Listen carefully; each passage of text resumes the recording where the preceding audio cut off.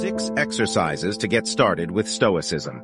1. The dichotomy of control. The single most important practice in Stoic philosophy is differentiating between what we can change and what we can't, what we have influence over and what we do not. A flight is delayed because of weather. No amount of yelling at an airline representative will end a storm. If you can focus on making clear what parts of your day are within your control and what parts are not, you will not only be happier, you will have a distinct advantage over other people who fail to realize they are fighting an unwinnable battle. 2. Journal. Epictetus the slave, Marcus Aurelius the emperor, Seneca the power broker and playwright. These 3 radically different men led radically different lives, but they seem to have one habit in common: journaling. In Stoicism, the art of journaling is more than some simple diary. This daily practice is the philosophy, preparing for the day ahead, reflecting on the day that has passed, reminding oneself of the wisdom we have learned from our teachers, from our reading, from our own experiences. It's not enough to simply hear these lessons once. Instead, one practices them over and over again, turns them over in their mind, and most importantly, writes them down and feels them flowing through their fingers in doing so. In this way, journaling is Stoicism. It's almost impossible to have one without the other. 3. Practice misfortune. Seneca, who enjoyed great wealth as the advisor of Nero, suggested that we ought to set aside a certain number of days each month to practice poverty. Take a little food, wear your worst clothes, get away from the comfort of your home and bed. Put yourself face to face with want, he said. You'll ask yourself, is this what I used to dread? It's important to remember that this is an exercise and not a rhetorical device. He doesn't mean think about misfortune. He means live it.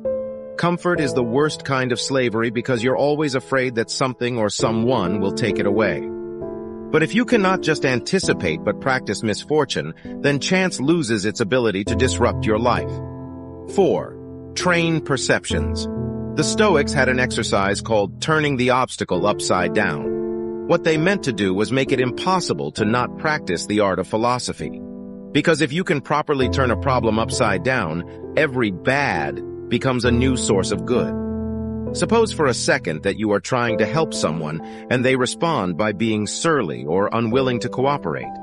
Instead of making your life more difficult, the exercise says, they're actually directing you towards new virtues.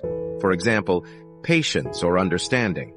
Or the death of someone close to you, a chance to show fortitude. There is no good or bad to the practicing Stoic. There is only perception. You control perception. 5. Take the view from above. Marcus Aurelius would often practice an exercise that is referred to as taking the view from above, or Plato's view. It invites us to take a step back, zoom out and see life from a higher vantage point than our own.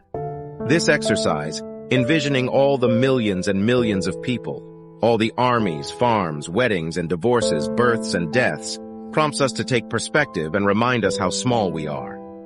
6. Memento mori. Meditate on your mortality. In his Meditations, Marcus Aurelius wrote that you could leave life right now. Let that determine what you do and say and think.